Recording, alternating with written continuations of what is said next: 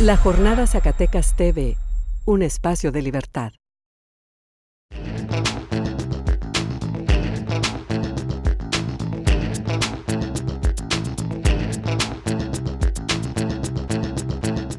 Bienvenidos a Sinergia, este programa de análisis de la economía, la política y la cultura de Zacatecas, de esta casa editorial La Jornada TV. En esta ocasión vamos a tratar un tema por los 40 años de una organización que marcó mucho a Zacatecas en su historia social, su historia política y económica, que es el Frente Popular de Zacatecas. En esta ocasión contamos con la participación de dos relevantes actores de ese momento. El maestro Abel García Guízar está con nosotros. El amigo Abel. Y el maestro Francisco Valerio Quintero. Gracias por venir. Al contrario, gracias por la invitación. Y de todo lo que hemos hablado y que se ha hablado del Frente Popular de Zacatecas, en esta ocasión centraremos nuestro interés en la historia de las ideas que le dieron origen a el Frente Popular y lo que le llamamos las ideas que estructuran las acciones del Frente. Ahora mismo que se discute en los ámbitos políticos con muy pocas ideas, ¿ah? Básicamente son cálculos aritméticos sobre posicionamientos. En aquel momento la discusión de las ideas era, incluso podríamos decir, excesivo, ¿ah? Eso es álgido, intenso, apasionante. Pero en ese momento nosotros tenemos una característica, que es una izquierda que nace en Zacatecas y tiene dos grandes ideales. Tiene el ideal del socialismo y un socialismo de tipo marxista. Entra el marxismo en la discusión de las ideas, ¿ah? Y hoy, que ha ido cambiando, hoy eso se ve muy poca discusión, porque básicamente lo que domina el ámbito de nuestra discusión cuando hay ideas en la discusión política es básicamente liberalismos y una izquierda liberal igualitaria cuando bien nos va, ¿ah? ¿Cómo era la discusión cuando nace el Frente Popular? Maestro, cuando Valerio, que usted de hecho le toca ser el primer presidente de la organización en el Teatro Fernando Calderón, si no... Primero y único, Marco, hasta donde sé. En ese momento, del 74 al 77, básicamente, vamos a marcar esta primera etapa, ¿ah? En donde hay una confluencia de ideologías marxistas distintas, ¿ah? Después del 77, entiendo, se marca una etapa distinta, ¿ah? en el frente. ¿Cuál es el mapa que tenemos de las ideas y los grupos? Ya que se trata de una puesta sobre la mesa de la discusión de las ideas, que evidentemente las hubo y efectivamente estuvieron sujetas a un proceso muy largo, de más de un lustro, más de 5 años, de discusión álgida, y probablemente me quedo corto en el tiempo, porque esta discusión se prolongó después del nacimiento del Frente Popular, en el ámbito social y político, en el ámbito de la vida pública del Estado de Zacatecas, para decirlo brevemente, y por supuesto en el ámbito mismo, continuó en el ámbito mismo de la Universidad Autónoma de Zacatecas. Pero tratándose de ideas, puesto que las ideas no brotan mágicamente de la nada, sino que proceden de los hombres, yo quisiera recuperar la necesidad de tomar en consideración en este momento el concepto de un filósofo hegeliano, de un filósofo, mejor dicho, del propio Hegel, Jorge Guillermo Federico Hegel, que decía de manera contundente: la verdad es el todo. Con eso lo que se quiere decir es no que la verdad sea la suma de todos los hechos, acciones o elementos que componen la realidad. La realidad, como bien acota o precisa otro filósofo más contemporáneo, checo, Karel Kosik, la totalidad es el conjunto de condiciones bajo las cuales se vuelve comprensible una determinada realidad. Es decir, la verdad no son todas las cosas, pero la verdad, para ser comprendida, sí requiere de un conjunto mínimo de elementos que permitan integrarla, comprenderla, asimilarla como tal y ubicarla en un contexto no solamente del pensamiento, sino también de las cosas que hacen los hombres, de eso que llaman ellos mismos, los filósofos, la práctica social. Comprender ese todo, entonces, que sería el Frente Popular, implica saber, más o menos, qué sucedía en el entorno de la universidad en aquel momento, pero sobre todo, que yo espero que sea pues el contexto también de la plática que vamos a tener, que ya estamos teniendo, fuera de la Universidad Autónoma de Zacatecas. Es decir, hay que tomar en consideración cuál era la realidad social, qué era en aquel entonces eso que hoy llamamos el Estado de Zacatecas. Si era un monito caminando en el mapa de la nación o en el mapa de la República Mexicana. Era una sociedad contrahecha, lastimada, digamos, por la expoliación minera de más de 4 siglos y por la apropiación fraudulenta de la propiedad agraria, que era una universidad que parecía más una academia de corte y confección por la rigurosidad con la que se manejaban los conceptos, pero también el trato entre los alumnos y los profesores. ¿Qué era esa universidad? ¿Hasta dónde llegaba su calidad académica? Que en ese debate de ideas de las que estamos hablando siempre se decía, o siempre se ha dicho, la nostalgia de los viejos universitarios, sobre todo de los del ICAS, ¿verdad?, que hablan de manera contundente y categórica comparativamente del nivel académico del ICAS con el nivel académico de la Universidad Autónoma de Zacatecas y ponderan al primero muy por encima de la universidad. Pero en verdad, ¿cuántos profesores de tiempo completo tenía el ICAS? ¿Cuántos le dedicaban íntegramente su vida a la universidad? ¿Cuántos publicaron una página? ¿Cuántos publicaron un libro? ¿Cuántos dirigieron una investigación? ¿Cuántos voltearon los ojos a la calle para ver qué sucedía en el contexto económico, social y político del Estado? ¿Cuántos reflexionaron sobre el país? ¿Cuántos pensaron con independencia del poder público? ¿Cuántos se sometieron sumisamente a los designios del poder? Esas comparaciones, esos análisis no están prácticamente en ninguna parte y son, a su vez, un elemento integrante muy central, definitivo, no muy importante, definitivo y definitorio de lo que habría de ocurrir en Zacatecas a partir de los años 70.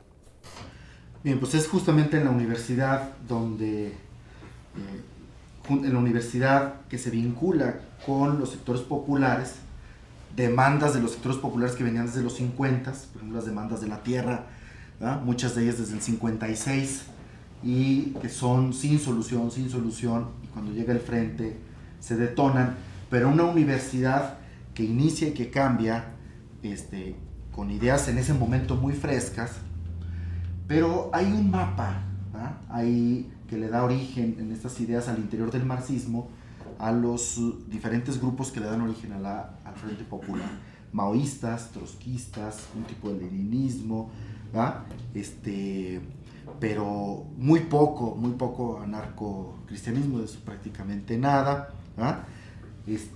¿Cómo está ahí esas ideas antes del 77? ¿No? Pues mire, amigo, realmente el telón de fondo de todo esto en la primera parte del siglo XX había sido la ideología parida por la Revolución Mexicana, el nacionalismo, pero que con el tiempo inmediatamente se convirtió en un nacionalismo pervertido por un poder que se convirtió monolítico y se fue perfeccionando hacia un partido integrista que finalmente en el cardenismo quedó ya como un partido de masas prácticamente de corte casi fascista, el PRI, por el sentido del corporativismo. Es cierto que el nacionalismo de Cárdenas produjo también oposiciones de derecha y algunas hasta de extrema derecha, como el sinarquismo. De allá vienen precisamente para oponerse a la aplicación de la Constitución, lo que tiene que ver con su vehículo social, el tercero, el 27, el 123, nace el PAN, por ejemplo, fue lo que le dio oxígeno. Era realmente de izquierda, sí, había unos heroicos militantes de la izquierda desde la fundación del viejo partido, el primer partido comunista, que efectivamente, yo diría que un paradigma de eso sería un José Revueltas, un hombre más que revolucionario, un hombre que fue esencialmente un rebelde, ¿no? Si hay tiempo haremos alguna diferenciación entre revolucionario y rebelde, que me parece fundamental, aunque a veces no lo parezca. Eso era realmente lo que había de fondo. Vienen movimientos de oposición que influyen sobre algunos ramas de la economía fundamental en el país, pero el pueblo los deja solo. Por desgracia, el movimiento ferrocarrilero, petroleros, el de los doctores, el de los maestros, realmente el pueblo sí los deja solo. Pero otra cosa pasó después del 68 y del 71, dos matanzas, ¿no? Una ordenada por Díaz Ordaz y la otra por Echeverría, el jueves de Corpus.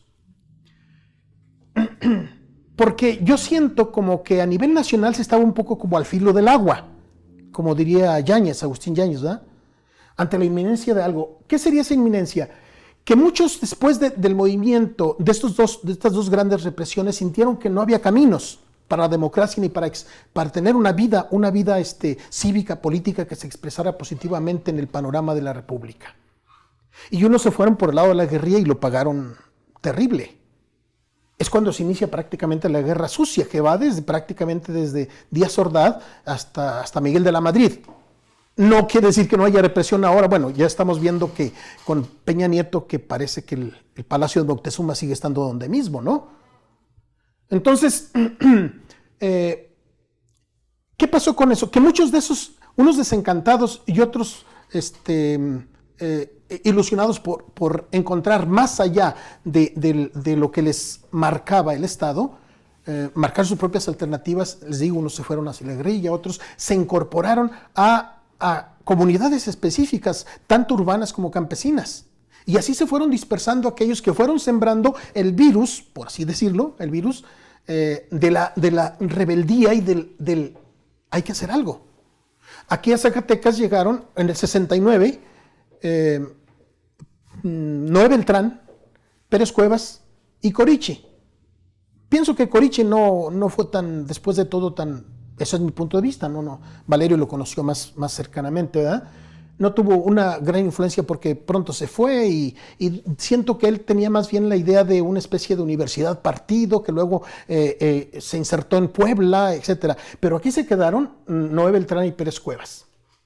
Y ellos fueron de alguna manera el motor que luego hacia dentro de la universidad, después de transformar los planes de estudio de economía, influyeron en los programas, en la transformación de los programas de la prepa, para que la prepa después se convirtiera en un surtidor de nuevas mentalidades hacia las profesionales, cosa que no se consiguió del todo, pero bueno, en algunos aspectos sí.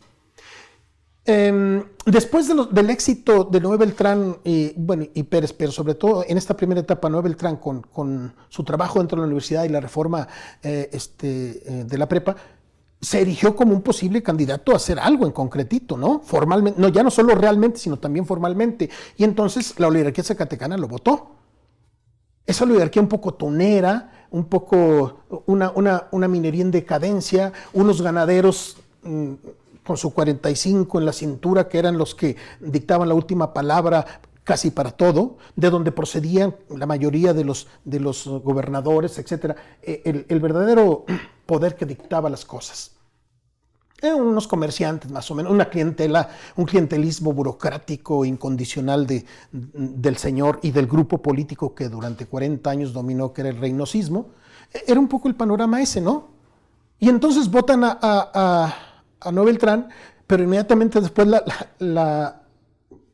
digamos, los poderes fácticos del Estado, incluyendo la Iglesia Católica, pues sintieron que se habían pillado los dedos en la puerta, porque a quien debían de haber expulsado era alguien que no solo estaba dispuesto a, digamos, promover las cuestiones del cambio teórico, sino además incorporarse a la práctica. Exactamente. Y este era Pérez Cuevas. Y entonces como que le salió el tiro por la culata por no haber expulsado a Pérez Cuevas, porque como que Pérez Cuevas estaba, como que no lo veían como un peligroso, ¿no? Y en realidad fue el verdadero motor que fundó el Frente Popular. Hablando de esto de motor, los móviles que llevan a la acción, lo que impulsa a actuar y estructurar la acción de una manera y de otra. En el caso de una organización como el Frente, y toda organización social es muy compleja, y podamos distinguir 3 grandes pisos en esa organización. Un piso básico, donde están todos los miembros del Frente, que lo que los mueve a la acción es fundamentalmente conseguir la tierra y quitar o eliminar el latifundio, ¿ah? Y el reparto agrario. Básicamente ahí está un móvil fundamental. Pero hasta arriba, digamos entre los líderes, los móviles son muy de carácter ideológico, ¿ah? Lo que hay en esos líderes del Frente Popular, desde el 74 hasta los 80 prácticamente, es el imaginario de la revolución, ¿no? Entonces las discusiones teóricas e ideológicas era la estrategia para transitar al socialismo, ¿ah? Entonces había una serie de escuelas ahí, ¿ah? Que esas discusiones que no se daban acá, no se daban en el piso, ¿no? En el piso las discusiones era el tema agrario, ¿ah? El tema específicamente jurídico, legal, la estrategia de la invasión, etc. Las colonias populares. Las colonias populares, por supuesto. Pero esas discusiones más teóricas que se daban en la élite, digamos, más intelectual del Frente, pues eran discusiones de corte maoísta, unos de ellos, en donde su estrategia era ir del campo a la ciudad, y por tanto era muy importante hacer frentes populares de corte campesino para ir llegando a la ciudad con una guerra popular prolongada, en ese momento sin armas. Otros que sí prefieren las armas, como dice Abel, y quieren transitar al socialismo por el lado de el foquismo, ¿no? La guerrilla. Otros que quieren más bien enlazarse a los ámbitos obreros, sindicales, de carácter más espartaquista, ¿no? De Rosa Luxemburgo, que es con los que coincide este hombre del que hablaba Abel, y están más cercanos, ¿no? A un tipo de sindicalismo no militarista, más democratizador, etc. Entonces ahí hay un mapa, ¿verdad? Cómo se inserta esa discusión. El desarrollo de la universidad explica muchas de estas cosas precisamente porque tiene que ver con el ámbito de las ideas. Decía yo que hay pues una segura necesidad de ubicar en el contexto el papel y las características que le correspondió cubrir al Instituto de Ciencias Autónomo de Zacatecas y lo que desde allí habría de sobrevenir posteriormente como universidad autónoma. En algún comentario escrito, que espero que en el curso del año se publique, breve, unas 15 paginitas, hago alguna reflexión sobre esta relación entre el Instituto de Ciencias y la universidad y recuerdo algunas posturas importantes que ya comenzaron a sacudir lo que luego sería la Universidad Autónoma de Zacatecas. Me refiero, por ejemplo, al movimiento de por ahí de 1958-59 en favor de la autonomía del Instituto de Ciencias, cómo se logra contra la cerrazón del aparato oficial, ¿verdad? Y se consigue finalmente, pues gracias a la persistencia y a la organización de los propios estudiantes, en un movimiento que probablemente tenga que ser calificado casi como espontáneo, porque no había probablemente todo esto que estamos mencionando aquí, nada. Es decir, no había propiamente una ideología, excepto que esa percepción vaga que puede tomar cuerpo en un centro académico de nivel superior como era el Instituto de Ciencias, después de un proceso revolucionario como el de 1910 y el curso que sigue educación pública en el país. Pero no había verdaderamente una ideología. En todo caso, si se podía hablar de ella, estos estudiantes lo que planteaban pues era mejorar algunos aspectos de la vida interna del Instituto de Ciencias y crear a lo mejor condiciones para calificarse mejor y entrar de mejor manera en el mercado de trabajo. No iba más allá. ¿Cuál era la pretensión del movimiento que a partir de 1970 se comienza a gestar en la universidad y desemboca en la reforma universitaria del 71? ¿Hasta qué punto podríamos hablar en ese momento con elementos de juicio a la mano de que ya hubiera verdadera ebullición de ideologías en ese momento?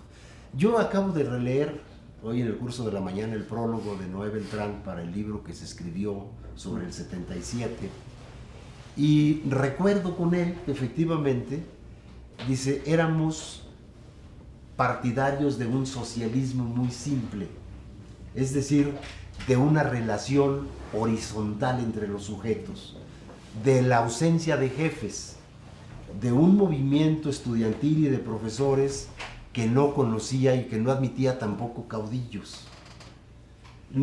Esos profesores nos hablaban de usted a los estudiantes en el ánimo pues de no pisar terrenos indebidos, pero también de no perder completamente la autoridad moral de profesor ante una renuncia voluntaria del profesor a su condición de tal. Pero en el fondo ellos se sentían como herederos del 68, estudiantes como cualquiera de nosotros. No tenían pretensiones de otra naturaleza. Y eso es muy importante en términos políticos porque se gestó un movimiento al interior de la universidad en el cual tenían poca o nula aceptación los jefes. Y esto tiene que ver con las ideologías. Porque hay sujetos en la política, trepadores, como dice hoy Aquiles González en su artículo que publica por ahí en un diario local, trepadores en el sentido preciso de la palabra, que no tienen más aspiración que la de convertirse en eficaces segundones del que manda, ni siquiera en el ilustrado asesor del que toma decisiones políticas. Y esta es una realidad que hoy vive prácticamente el estado de Zacatecas, porque pues está a la vista de todo el mundo. Es muy fácil hacer la pregunta y muy difícil contestarla de cuántos de los asesores de estos tendrán verdaderamente capacidad para asesorar, cuántos habrán leído más allá de un libro, e incluso, ¿verdad?, sería muy ilustrativo hasta hacerles un examen de ortografía a nuestros funcionarios públicos, a ver cuántos serían capaces de aprobar, ¿verdad? Y es una apuesta, le entro, ¿verdad? Esta es una realidad, pues. Hay un desconocimiento del quehacer de los resortes fundamentales, como decías tú en un principio, que impulsan a la política, Marco, y da lugar, pues, a la necesidad de formación de cuadros con determinadas características, en un lugar en donde la aspiración máxima es convertirse en el asesor segundón del que tiene el poder, del que da las órdenes. La formación profesional que se requiere es muy distinta a la que reclama un sujeto que, como dijo Kant, ni siquiera Marx, como dijo Kant, un sujeto que sienta el impulso y que responda al impulso de pensar el mundo por cuenta propia. Así de sencillo. Que es muy distinto a acatar opiniones ajenas.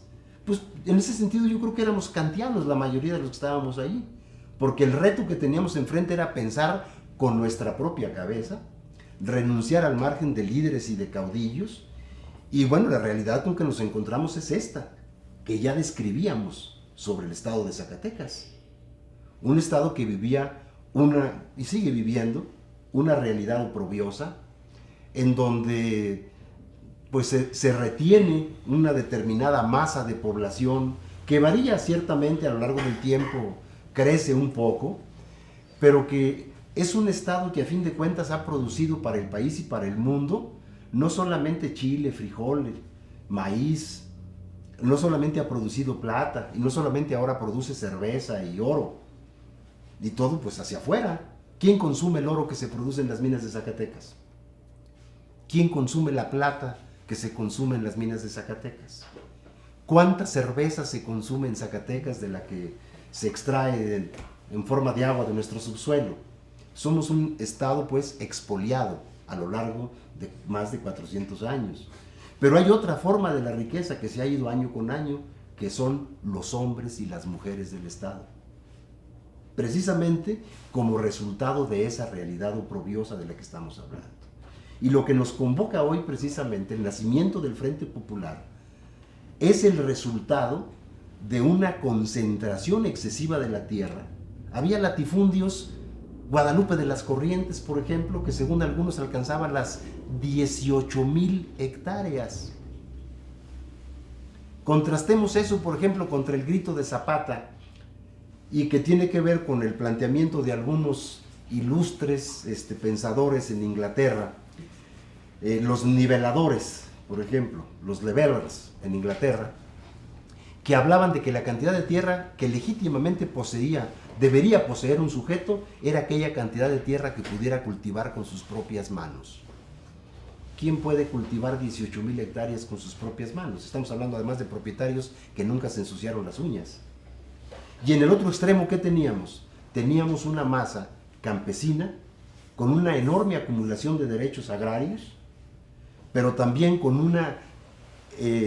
un drenaje de los derechos agrarios, porque el bracerismo implicaba la salida de campesinos que dejaban de pelear por la tierra. Es decir, el bracerismo era una válvula de escape que yo creo que incluso mucho deben haber alentado los propios latifundistas. Pues un campesino que pide la tierra, mejor le das sus 500 pesos para que se vaya de bracero. Quedas bien con tu conciencia y dejas de tener problemas con tus títulos agrarios, que además eran títulos agrarios obtenidos fraudulentamente. También eso hay que consignarlo. Y no lo hemos dicho con la suficiente insistencia. No podía ser legítimo un título de inafectabilidad ganadera, por ejemplo, de Casablanca, donde me consta, porque conozco la tierra, yo sí me he ensuciado las uñas en el surco. En Casablanca, en Noria de San Juan, más al norte de Casablanca, excavas el suelo y tardas 11 metros en encontrar la primera piedra. Todo es migajón y es tierra altamente fértil. ¿En función de qué podía tener una tierra de esa naturaleza un título de inafectabilidad ganadera, si no era mediante el fraude y la corrupción? Bueno, pues esa es la realidad que encontraron los estudiantes del 70, y eso es lo que explica no la maldad, ni la malicia, ni el hecho de que fuéramos estudiantes revoltosos. No, lo explica sencillamente el embrión de conciencia, que deja claro a ese sector estudiantil y magisterial que si esos campesinos se hubieran quedado al garete y hubieran actuado sencillamente por su cuenta, lo más probable es que los hubieran masacrado como en muchos otros lugares del país. Es de que en el cambio en el 77, amigo Abel, se da una discusión por la reforma política que hay sobre el tema en las izquierdas, sobre el tema de la importancia de entrar a los procesos electorales para gestionar desde ahí cambios estructurales de la sociedad. Este tipo de cambios de los que habla el maestro Valerio, ¿verdad?, sobre el tipo de tenencia de la tierra o el tipo de industria que tenemos o la distribución del ingreso. Hay quienes dicen se resistían a entrar a los procesos electorales, ¿verdad?, y quienes estaban impulsando entrar a los procesos electorales para desde ahí generar cambios sociales. Lo que hemos visto ahora es que la izquierda que tenemos electoral en Zacatecas pues da mucho que desear, ¿verdad?, en términos de ideas, en términos de cambios que ha generado. ¿Cómo estaba esa discusión en ese momento? Bueno, mire, a propósito de lo que decía Valerio, que los ganaderos, los latifundistas, ¿no?, y los funcionarios no se ensuciaban la tierra, sí se la ensuciaban de otra manera, por supuesto.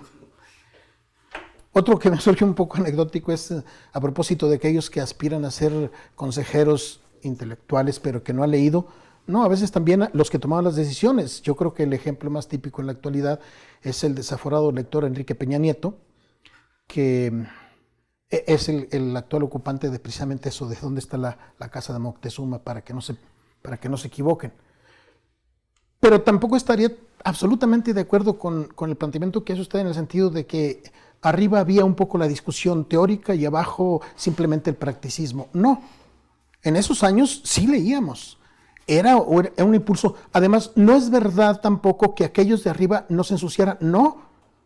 Yo recuerdo a los compañeros que de alguna manera tenían en ese momento, algunos éramos más chavos, pero más capacidad de análisis, se iban efectivamente, también participaban de la actividad concreta. Sí había una liga específica entre la teoría y la práctica. Eso es fundamental entenderlo. Los tiempos actuales son obviamente distintos, ¿no? Dentro del mismo frente sucedió eso, pero sucedía en la etapa a la que usted se refiere más o menos. Pero me gustaría de todas maneras, brevemente, para llegar a eso, ¿quiénes concurrieron a la formación del frente? Concurrió gente sin partido. Yo diría que la mayoría fue gente sin partido, que luego asumiría, ante la irrupción del maoísmo a nivel mundial, asumiría posturas maoístas, no ortodoxas, por así decirlo, ¿no? Pero es que, sí, porque, a ver, si el PC o los que venían de una ortodoxia marxista sostienen que la clase fundamental del cambio en el capitalismo es el proletariado y la lucha principal se da entre trabajo y capital. ¿Y qué hace eso en Zacatecas? El panorama que plantea Valerio, allí no cabe. ¿Por qué? Porque esencialmente se venía de una economía campesina, vivía una economía campesina, mucha de autosubsistencia, y entonces los planteamientos históricos fueron bastante, a veces hasta irracionales un poco, ¿verdad? Yo recuerdo compañeros que decían, hay que acelerar la descomposición del trabajo campesino, de la economía campesina, para convertirla inmediatamente en fuerza obrera, porque esa es la fuerza del futuro. Entonces a veces las contradicciones venían desde ahí.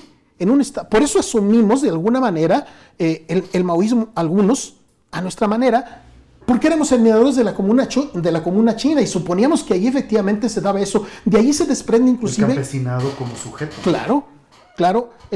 Y de ahí se desprende también la crítica que muchos de nosotros asumimos al modelo soviético.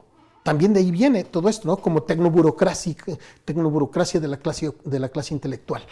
Entonces, ve usted, era bastante complejo. El PRT con algunos pocos, tal vez el Rusty, no sé quién más, durante algún tiempo, pero también por cuestiones teóricas de este tipo, se zafaron del frente, porque aparte de eso, se sentían la luz. Yo digo que ese es uno de los conflictos internos originales.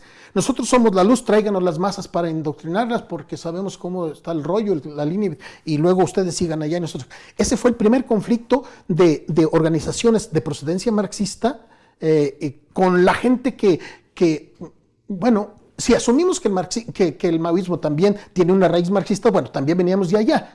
Pero la crítica a ellos se dio precisamente en función de las situaciones concretas de Zacatecas. Y por eso ese panorama se dio así. El Merg, por supuesto, ¿no? El Merg que no rajó, aunque ese sí tuvo tentaciones bastante guerrilleras en su momento. ¿Cuál es la diferencia entre Merg y Moser?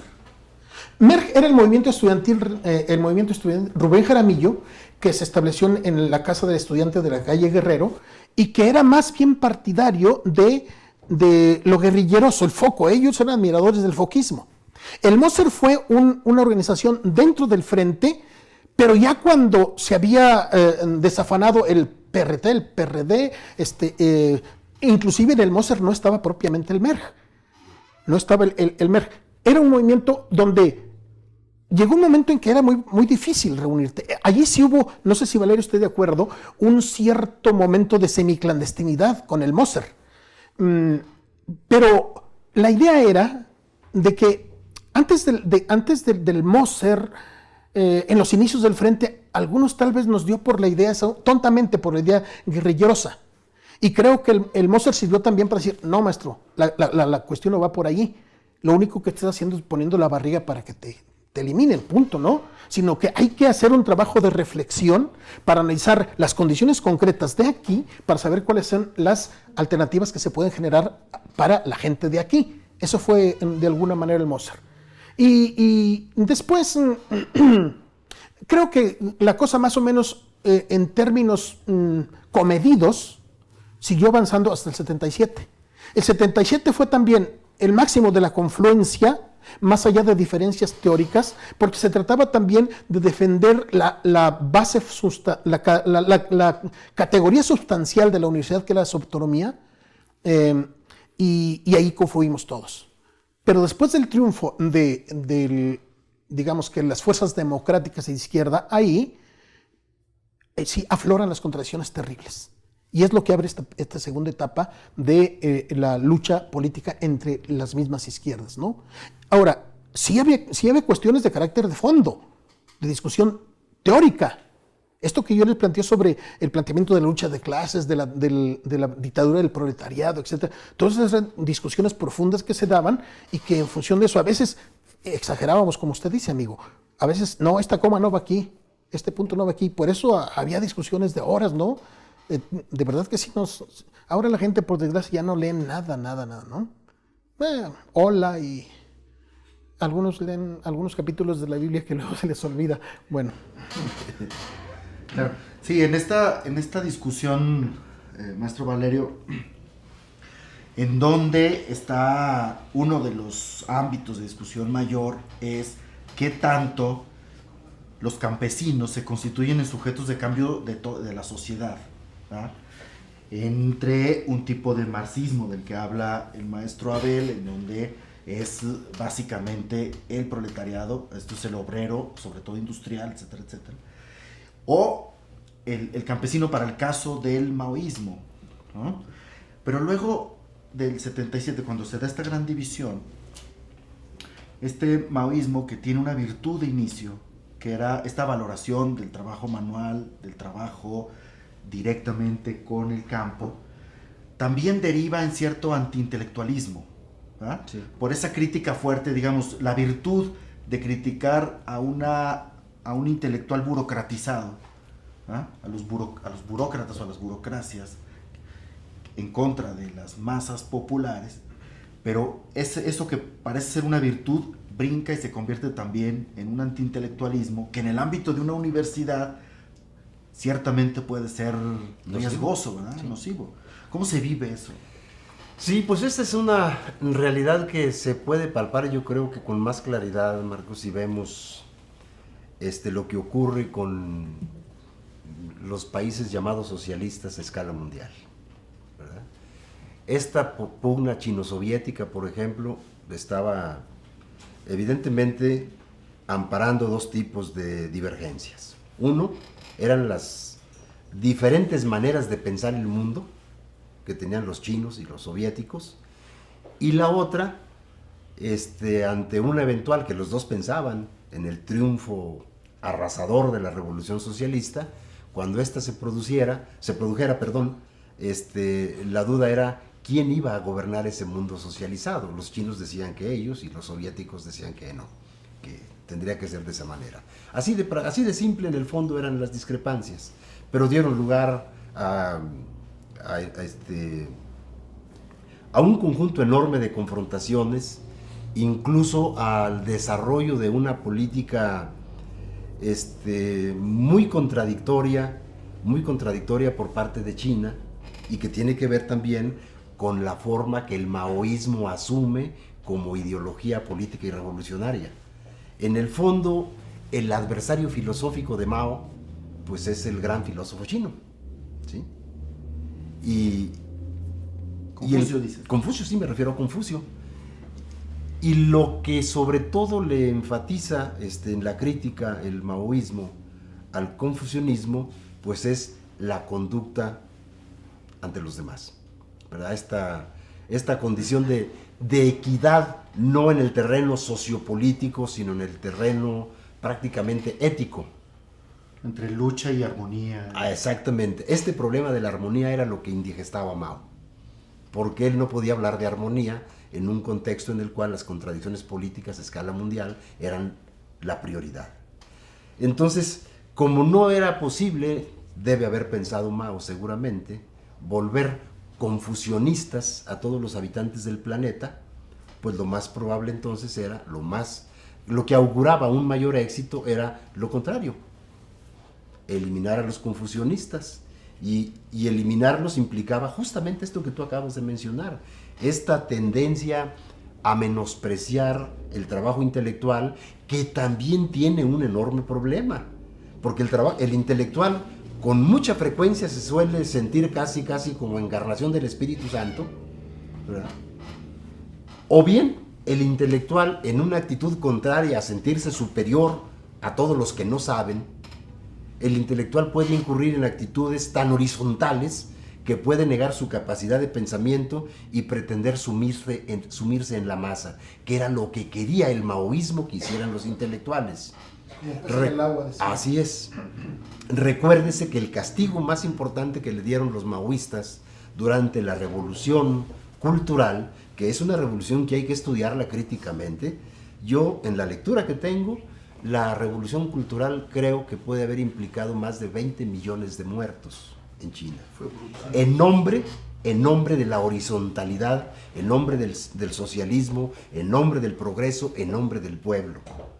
Decisiones que se tomaron incluso contra las propias comunas que mencionaba Abel hace un momento en China, porque las comunas, cuando tenían orientación más confucionista que maoísta, también fueron combatidas, no solamente como formas de organización, sino los sujetos fueron masacrados como personas.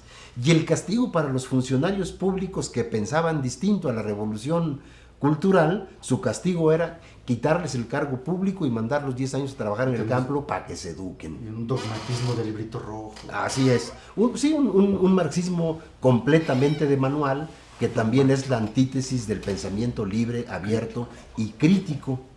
Y esto evidentemente en una escala muy pequeña, porque si yo sí quiero enfatizar esto, Marco, porque es una etapa de la vida del frente que me tocó vivir. En un principio, las preocupaciones de esta naturaleza eran también preocupaciones de la cúpula. Imagínense ustedes a los campesinos de Casablanca, de La Era, del Bordo, discutiendo sobre la sutileza. Ni siquiera la menor idea tenían de eso, ni era su preocupación. Y era, por cierto, también la preocupación de muchos. Cuando decíamos, hacer del campesino el sujeto revolucionario puede conducir claramente al fracaso en términos de organización política. Porque el campesino, con la cultura y la educación que tiene, le das la tierra y se olvida de la política y a los hechos. Bien, ahora regresan ya poniéndonos más en tono de actualidad.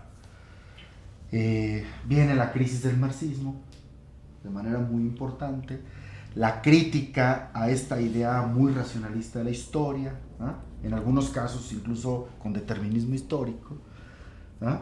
Y la izquierda empieza, digamos, a abandonar este paradigma de la revolución, la idea del socialismo, y se asume más bien como una izquierda socialdemócrata. Ya su referente no es tanto Marx sino Kant, ¿no? Y las teorías de la justicia igualitaria, ¿no? Etcétera. Ya tenemos, digamos, empieza a renovarse. Eso cuestiona a estas generaciones, a esta generación, si lo vemos desde la perspectiva generacional de Ortega y Gasset, sucede que, ¿qué ocurre con estas generaciones que vivían, respiraban, comían, leían, ¿ah? Revolución, y ahora parece que eso está diluido, ¿ah?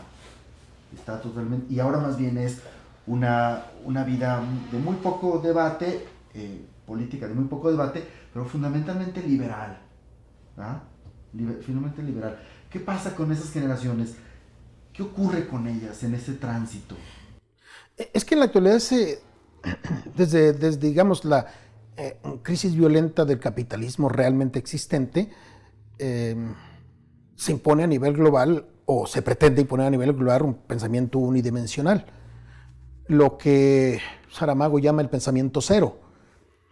Y eso implica desde las grandes decisiones mundiales hasta las pretensiones de los pequeños ideólogos en todos los espacios casi del planeta. Afortunadamente hay resistencias a eso, ¿no?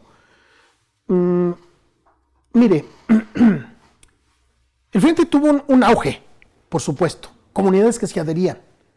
Bajo este análisis de pensamiento que más o menos hemos estado haciendo, tratar de ser consecuentes hasta las bases.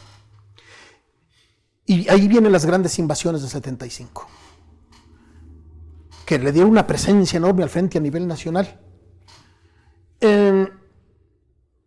Ahora, ¿por qué vino la decadencia?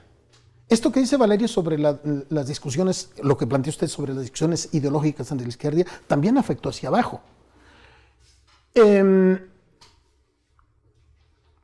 Frente Popular fue muy atacado durante todo el sexenio de Pámanes, pero luego casi de manera incisiva, permanente, obsesiva por el de Cervantes Corona, en efecto, ¿no? Casi Cervantes Corona parecía que una de las razones por las cuales había sido santificado como candidato a gobernador aquí era a exterminar al Frente. Y por la represión que se padeció durante tantos años, por el aspecto de un poco te vas cansando. Luego, por desgracia, ese es el espíritu del hombre, ¿no? No todos asumieron esa mística original del Frente. Yo aplico la palabra mística, obviamente en términos cívicos, ¿verdad? En términos laicos, porque eso era. No gastar un solo gramo de energía que no sea en función de la rebeldía. Y además nosotros no tenemos la obligación ética de no obtener ni un gramo de lo que se consiga para las comunidades, porque todo es para ellos. ¿Qué somos nosotros? Un instrumento.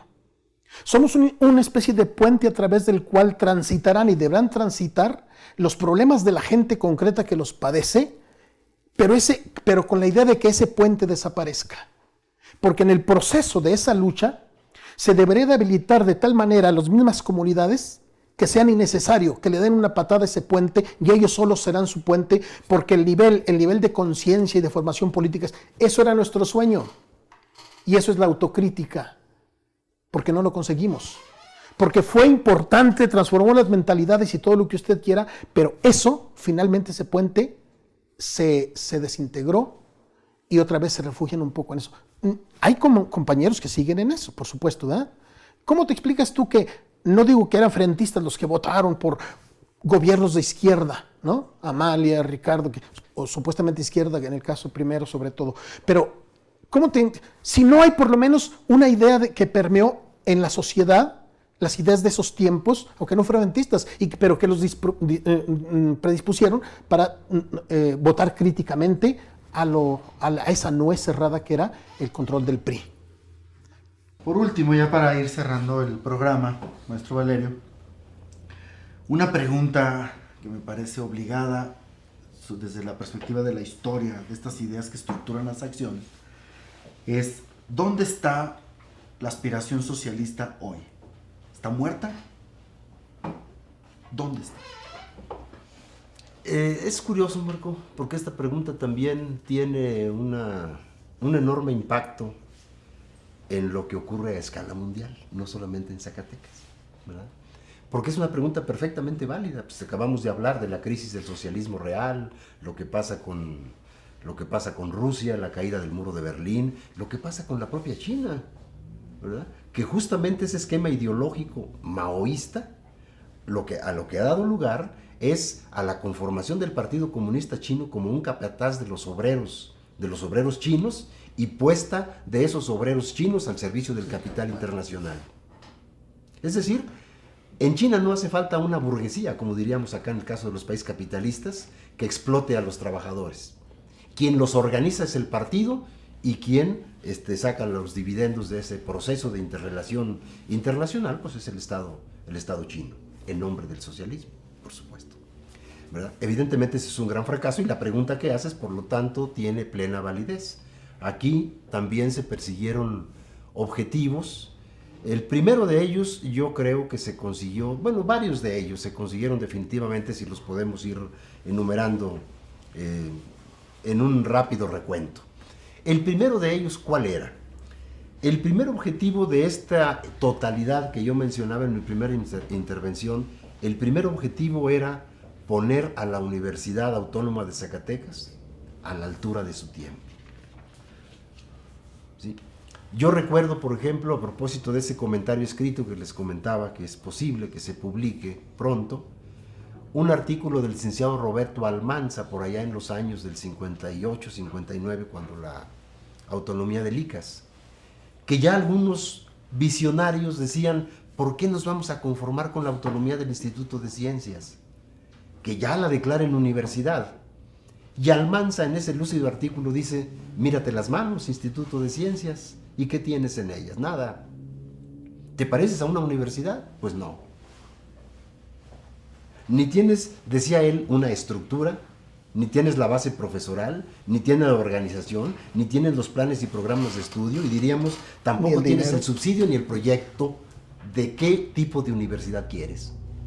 Entonces, si te dan la autonomía, pues bienvenida y aprovéchala en algo positivo, ¿verdad?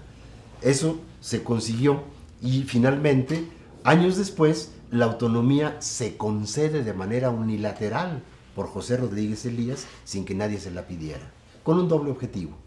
José Rodríguez Elías lo que quería era ponerse bien con el gobierno central, impidiendo cualquier movilización en Zacatecas a propósito del año del 68, y por otra parte, pues darles un bocado que ya los universitarios habían pedido anteriormente, que resultaba atractivo, y decir, ahí te va tu autonomía, entonces tú tranquilo. Y en efecto, aquí, junto con pues, la actitud venal de los líderes universitarios del 68, que en lugar de recibir y aquí escuchar, los locales, sí. Los líderes del 68 del movimiento estudiantil en Zacatecas, en lugar de escuchar a los enviados del Distrito Federal, los pusieron en manos de la policía, y la policía lo que hace es llevárselos a San Luis Potosí. Entonces el objetivo se consiguió, por parte de ellos. Por parte del movimiento que viene después de esta etapa, también se consiguió. ¿Por qué? Porque muy kantianamente, sí, quizá menos marxista que kantiana, hay que subrayarlo, ¿sí? Muy kantianamente fuimos capaces de pensar el mundo por cuenta propia, fuimos capaces de tomar las decisiones importantes de la Universidad Autónoma de Zacatecas por propia cabeza y bajo la propia responsabilidad, y se pudo, con el concurso de aquel movimiento de estudiantes y profesores, por lo menos, y esto es algo que no pueden negar ni siquiera los enemigos de la educación pública, se puso a la Universidad Autónoma de Zacatecas a la altura de los problemas de su tiempo. Nadie puede negar eso. Y ese es un objetivo que se consiguió. Después que vino el movimiento popular, el Frente, hubo de todo. Hubo afectación de latifundio, sin duda alguna. A nosotros, por ejemplo, no nos molestó en absoluto que en lugar de que el gobierno hubiera hecho valer la legalidad y hubiera dicho efectivamente los certificados de inafectabilidad ganadera, fulano, sutano, mengano y perengano, mediante un estudio técnico y un estudio jurídico, se decreta que son inválidos, que fueron conseguidos de manera fraudulenta y se afecta a la tierra. Eso era lo que nosotros queríamos.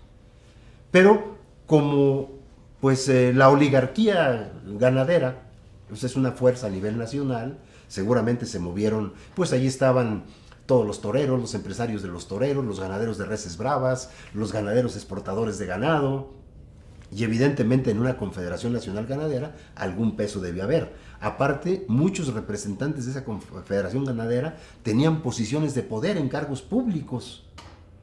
¿A dónde desembocó este juego de relaciones de poder?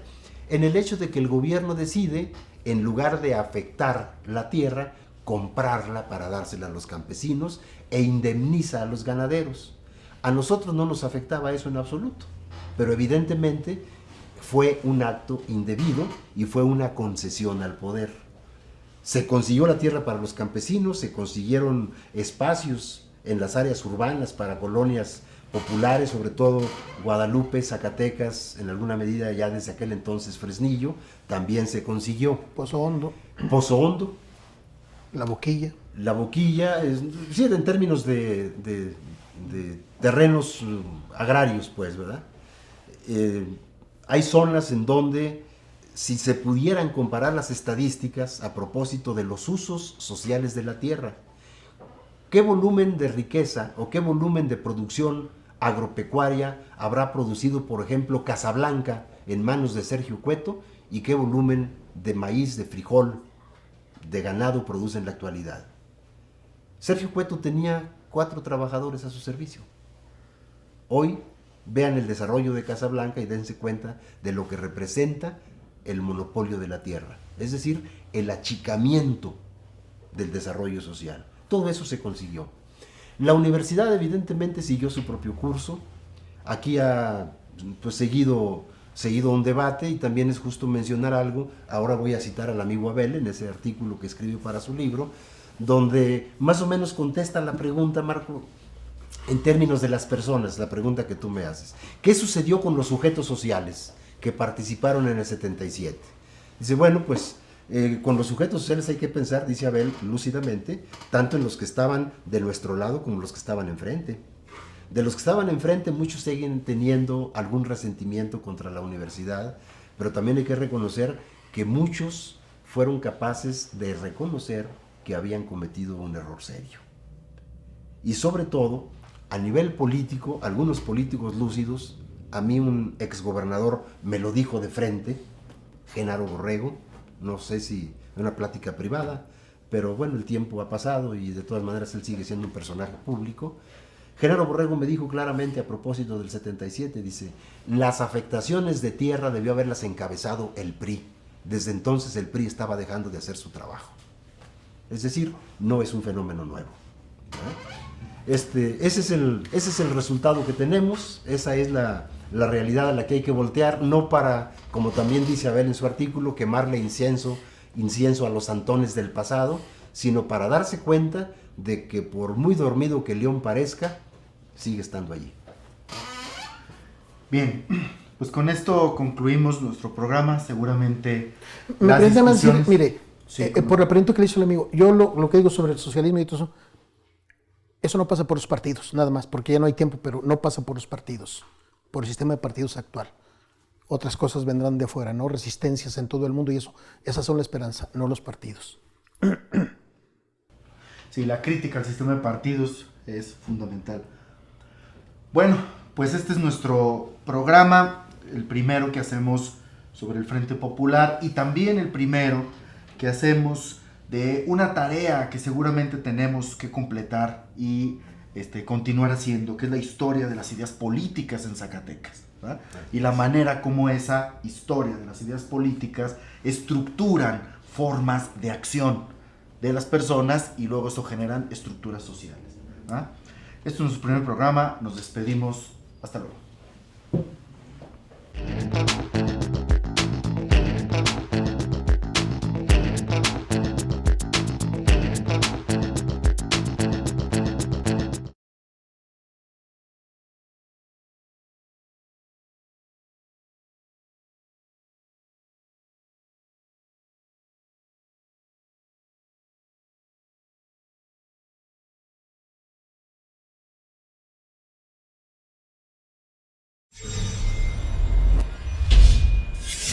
La Jornada Zacatecas TV, un espacio de libertad.